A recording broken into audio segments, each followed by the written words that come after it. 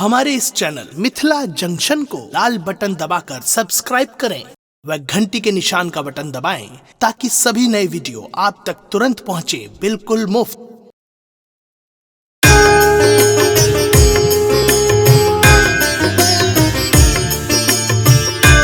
अपने सुन रही थी गंगा कैसेट की प्रस्तुति।